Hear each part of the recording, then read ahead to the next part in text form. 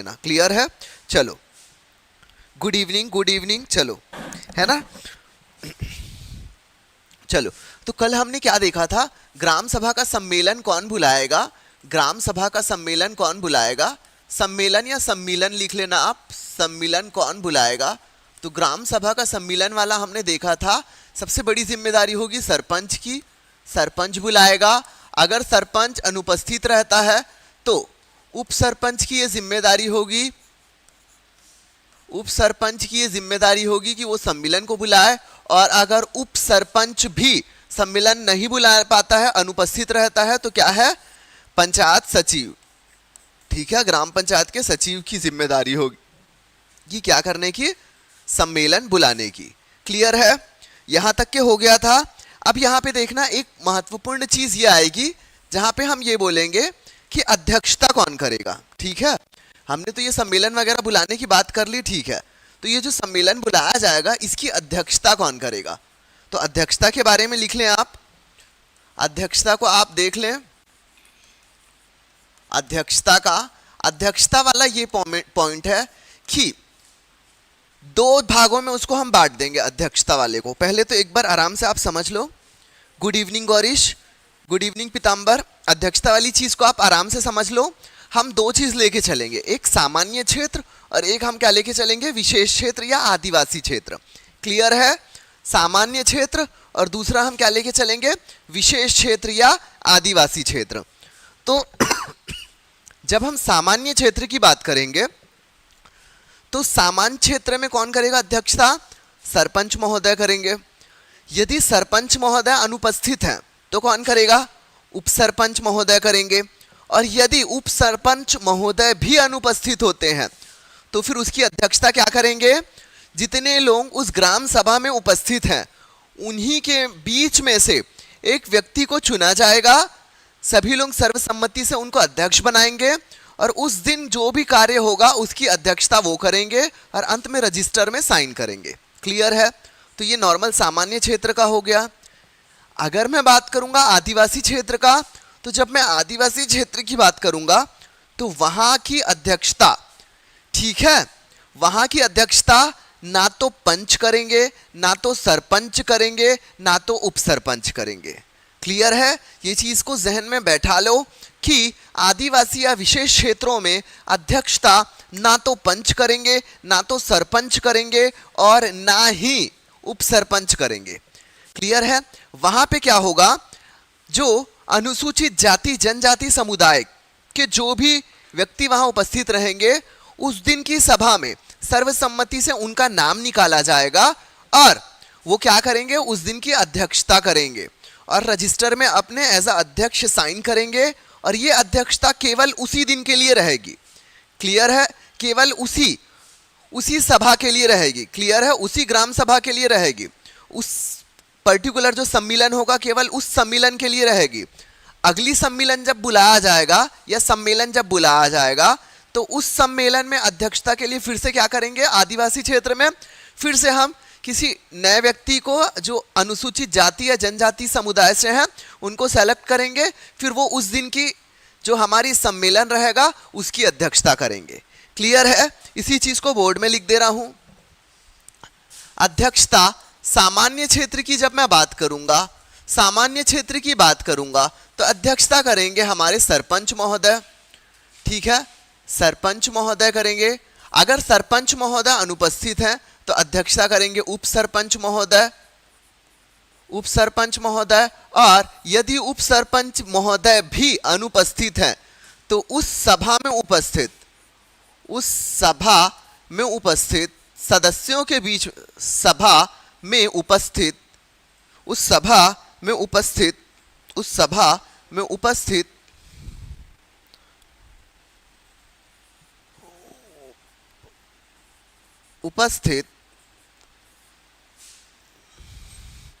सदस्यों के बीच में से एक जन को चुनकर,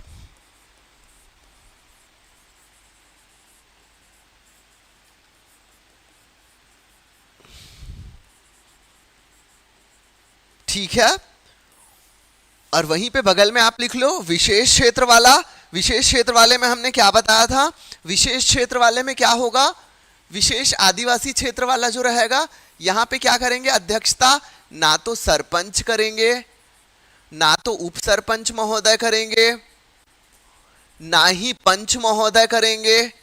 क्या करेंगे, इन तीनों को छोड़कर यहां पे अनुसूचित जाति या अनुसूचित जनजाति समुदाय से जो भी सदस्य उपस्थित रहेंगे उनमें से एक जन करेंगे, है ना, उनमें से किसी को क्या करेंगे,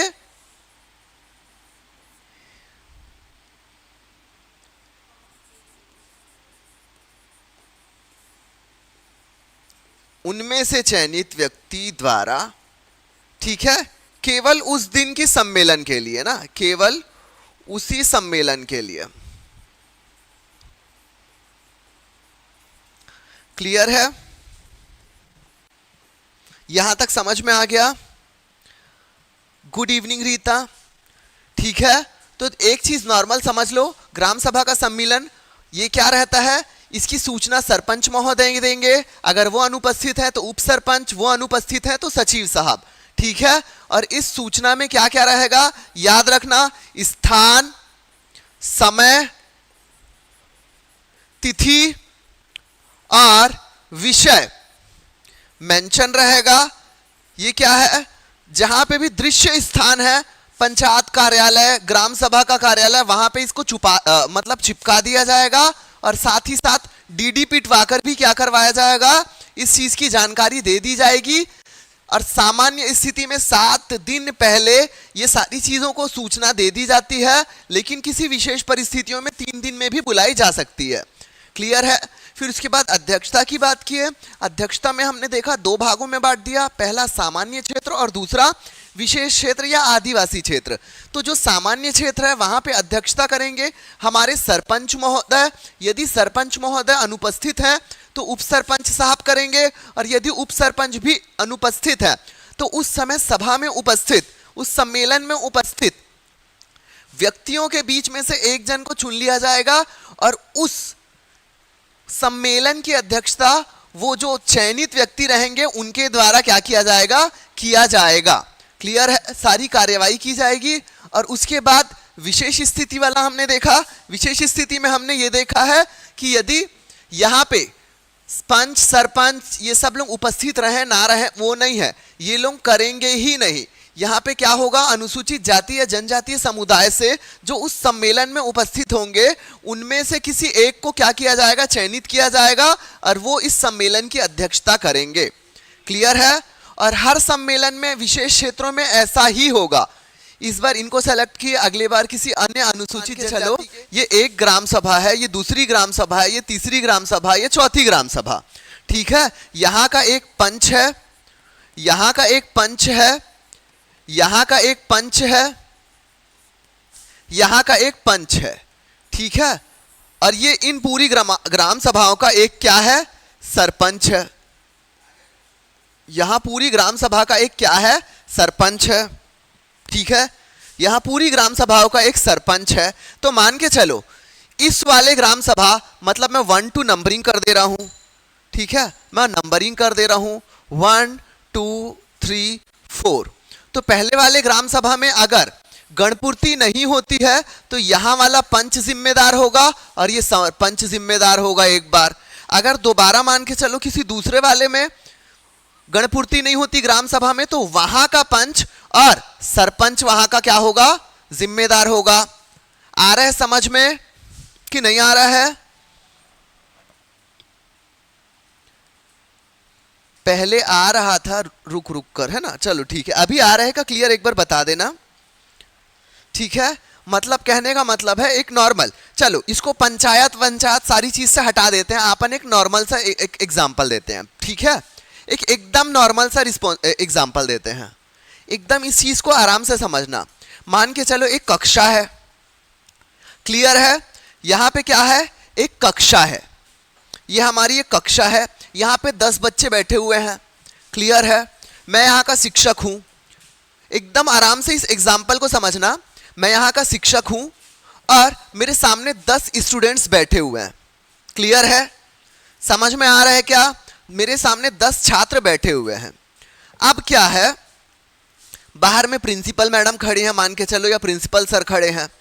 एग्जाम्पल को समझना, बाहर में प्रिंसिपल सर खड़े हैं और मैं एक कक्षा ले रहा हूं जहां पे मैं शिक्षक हूं और मेरे 10 बच्चे खड़े हुए हैं, बैठे हुए हैं, ठीक है। उनमें से एक बच्चा हल्ला किया, एक बच्चा हल्ला किया। अब क्या होगा, प्रिंसिपल सर आके क्या करेंगे, मेरे को डांटेंगे कि आप कैसे क्लास संभाल रहे हो, और उस बच्चे को डांटेंगे कि तुम क्यों हल्ला कर रहे हो।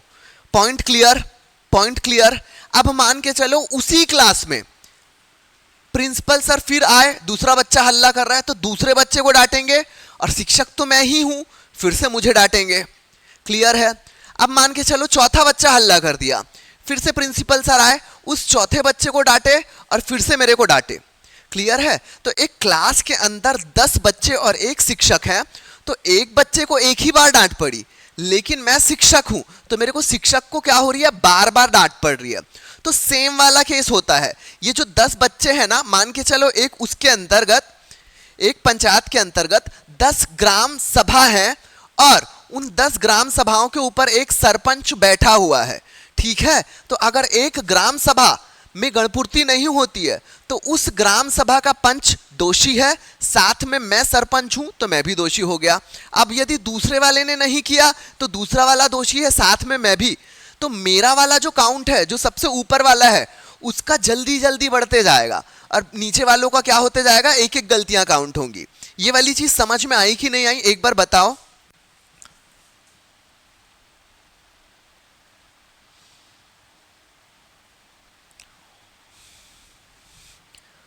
पीतांबर, ये वाला पॉइंट क्लियर हुआ क्या, एक बार मेरे को मेंशन कर देना। पीतांबर, ये वाला पॉइंट मेंशन हुआ क्या, ये वाला पॉइंट मैंने जो समझाया पंच और सरपंच वाला, ये वाला क्लियर हुआ क्या, एक बार मेरे को बता दो फिर से, है ना।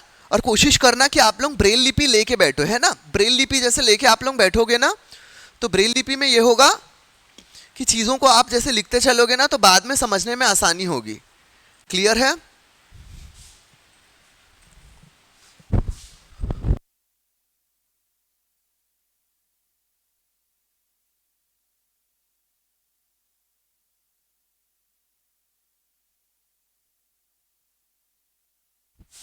ठीक है, एक बार देखना पीतांबर, ये वाला पॉइंट समझ में आया क्या।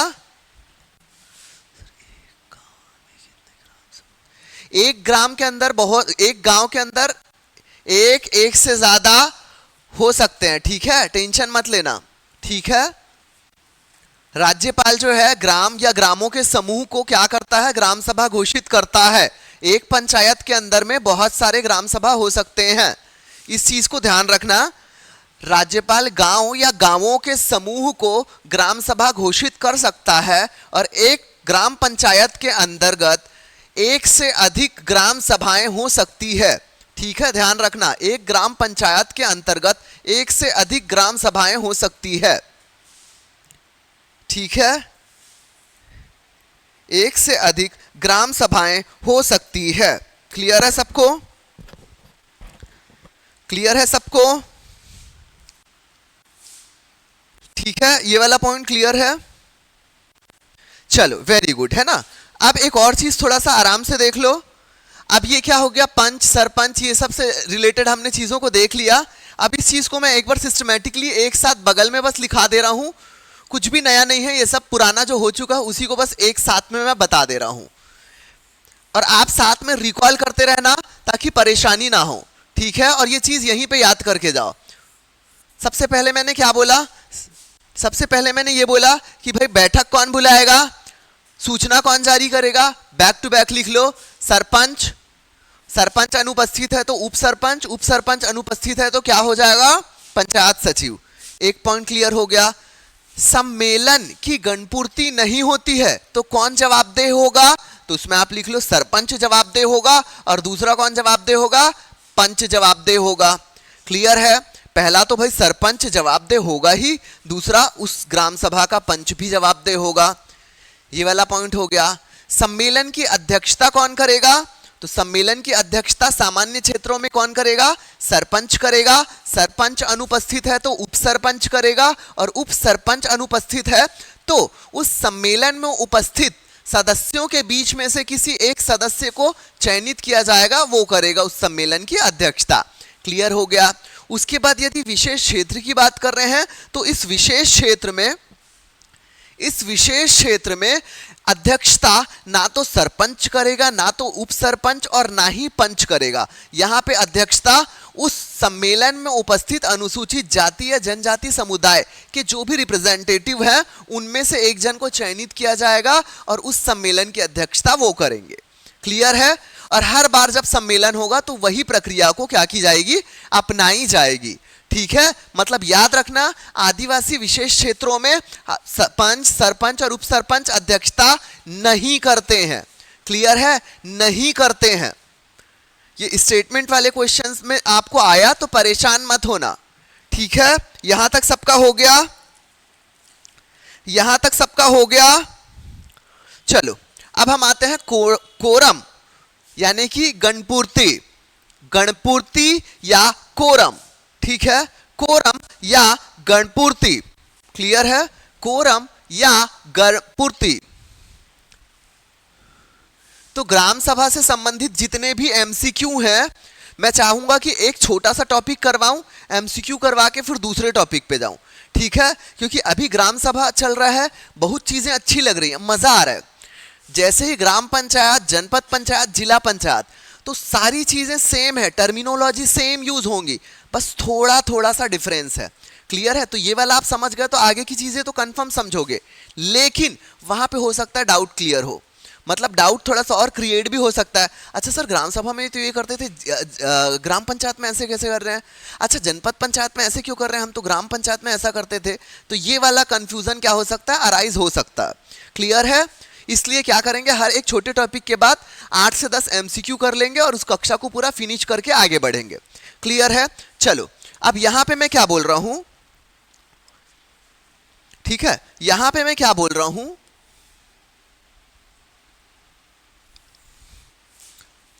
यहां पे अब मैं बात कर रहा हूं गणपूर्ति की।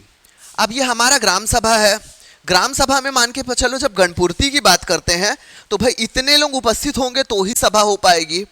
तो ग्राम सभा में ये जो उपस्थिति या गणपूर्ति का जो भी मापदंड या पैमाना रखा गया है वो है दशमांक या 10वां हिस्सा। मान के चलो ग्राम सभा में जितने भी सदस्य हैं उनका 1/10 यानी कि 10वां हिस्सा से क्या होगा, गणपूर्ति पूरी होगी। और उस 10वें हिस्से में जो उपस्थित रहेंगे उनमें भी 1/3 महिलाओं का होना अनिवार्य है। ये वाला पॉइंट समझ में आया क्या? ये वाला पॉइंट समझ में आया क्या? एक बार देख लो, मैं फिर से लिखा दूंगा।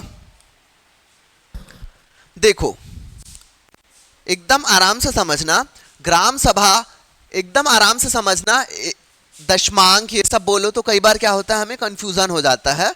मान के चलो एक ग्राम पंचायत में 120 लोग हैं। ठीक है, मान के चलो ग्राम सभा में ना, ग्राम पंचायत में नहीं, मान के चलो एक ग्राम सभा में सदस्यों की संख्या लगभग 120 है। तो इसका एक दशमांक कितना हो जाएगा, 1/10।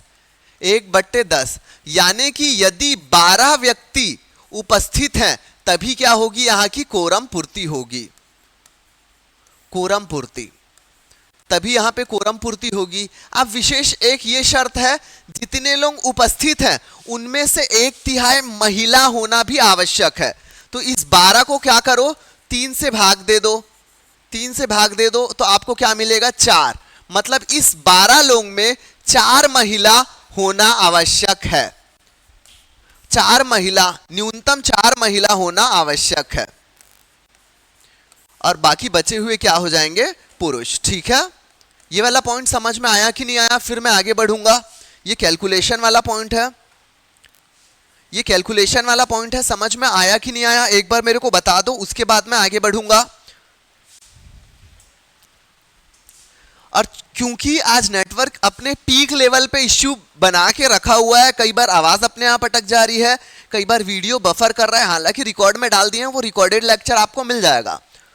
अगर ये वाला चीज समझ में नहीं आएगा तो इसको मैं आराम से एक बार और बता दूंगा, है ना, परेशान मत होना। मेरे को बस ये बता दो कि ये गणपूर्ति वाला चीज समझ में आ रहा है कि नहीं आ रहा है। ग्राम सभा में सदस्यों के 1/10 सदस्यों को उपस्थित होना न्यूनतम गणपूर्ति को दर्शाता है और उस 10वें हिस्से में लगभग 1/3 महिला होना अनिवार्य है।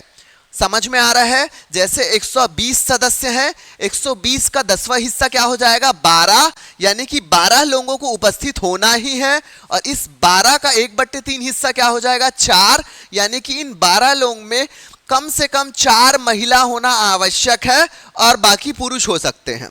क्लियर है? चलो वेरी गुड, है ना? चलो क्लियर हो गया ये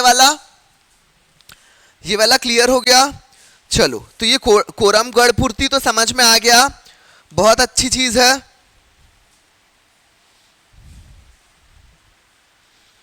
ठीक है, यस सर क्लियर, आगे बढ़िए, है ना? चलो ठीक है, तो जब मैं यही कोरम गणपूर्ति की बात करूंगा तो ये तो हो गया हमारा सामान्य क्षेत्र में कोरम गणपूर्ति। ठीक है, कौन से क्षेत्र में? सामान्य क्षेत्र में हमारा ये क्या था? कोरम गणपूर्ति, सामान्य क्षेत्र में, है ना? और यदि आदिवासी क्षेत्र में हम बात करेंगे, आदिवासी विशेष क्षेत्र में बात करेंगे, आदिवासी विशेष क्षेत्र में अगर हम बात करेंगे तो यहां पे कोरम गणपूर्ति क्या है? थोड़ा सा चेंज हो जाएगा। अब ये चेंज क्या होगा? यहां पर कुल सदस्य के 1/3 सदस्य उपस्थित होना ही चाहिए और उसमें से भी 1/3 क्या होना चाहिए? महिला होना चाहिए। मतलब कुल सदस्य का 1/3, कुल सदस्य का 1/3 उपस्थित होना ही है और इस 1/3 में 1/3 महिला होना आवश्यक है, महिला होना आवश्यक है। यहां पे भी हम वही ले लेते हैं। यहां पे अगर मैं बोलूं कि यहां पे यदि आदिवासी विशेष क्षेत्र है, यहां पे 120 सदस्य हैं तो 120 का 1/3 कर लो, डिवाइडेड बाय 3 किए तो यहां पे क्या हो गया? 40 लोगों का उपस्थित होना है गणपूर्ति के लिए और इन 40 में से भी क्या होगा? 1/3 महिला होना चाहिए। तो क्या हो जाएगा? लगभग 13, यानी कि 13 महिलाओं को उपस्थित होना ही होगा, तभी क्या होगा? हमारा गणपूर्ति होगी। क्लियर है? ये वाला समझ में आया कि नहीं आया? ये वाला समझ में आया कि नहीं आया? पॉइंट में मत लिखना, राउंड फिगर 13 लिखना। सामान्य क्षेत्र में समझ में आ गया था 1/10, उनमें से 1/3 क्या होना चाहिए? 3 महिला होना चाहिए। लेकिन जब हम विशेष आदिवासी क्षेत्र की बात करते हैं तो वहां पे क्या होना चाहिए? कुल सदस्य का 1/3, उसमें से भी 1/3 महिला होना क्या है? आवश्यक है। एक बार जल्दी से बता दो कि ये भी क्लियर हो गया, एक बार जल्दी से बता दो कि ये भी क्लियर हो गया है। यदि 120 सदस्य हैं और उनमें से 1/3 की बात करूंगा, यानी कि 40 लोगों को उपस्थित होना है और उन 40 लोगों में से 13 सदस्य महिला होना आवश्यक है। न्यूनतम 13 सदस्य महिला होना ही चाहिए उस दिन उपस्थित, तभी क्या होगा? हमारी गणपूर्ति क्या है? पूरी होगी। क्लियर है? चलो ठीक है, तो इसके आगे छोटी सी एक टॉपिक बची है बस, संयुक्त बैठक। ठीक है, एक छोटी सी टॉपिक बैठी है, संयुक्त बैठक, विशेष क्षेत्र, और थोड़ा बहुत हम थोड़ा सा क्या करेंगे? कंपैरिजन कर लेंगे तीनों का। और उसके बाद अगली क्लास में ही थोड़ा सा टॉपिक कंप्लीट कराने के बाद 10 ठोक एमसीक्यू कर लेंगे। उसके बाद हमारा ग्राम सभा वाला टॉपिक क्या हो जाएगा? मोस्टली पूरा हो जाएगा। ग्राम सभा पूरा होते ही साथ हम फिर डीप टॉपिक में पहुंच जाएंगे, ग्राम पंचायत, और उसके बाद लाइन से हमारी कहानियां चलती रहेंगी। ठीक है, चलो यस सर क्लियर है। चलो वेरी गुड पीतांबर। ठीक है, तो आज की कक्षा यहाँ पे बहुत अटकी है, आवाज अटका है, कहीं पे पॉज हुआ है, बफरिंग हुआ है। ठीक है, तो उसको आज की कक्षा को क्या कर रहे हैं? यहीं पे हम क्या कर रहे हैं? 8 बज गया, डिसमिस कर रहे हैं। अगली कक्षा हमारी मंडे को होगी।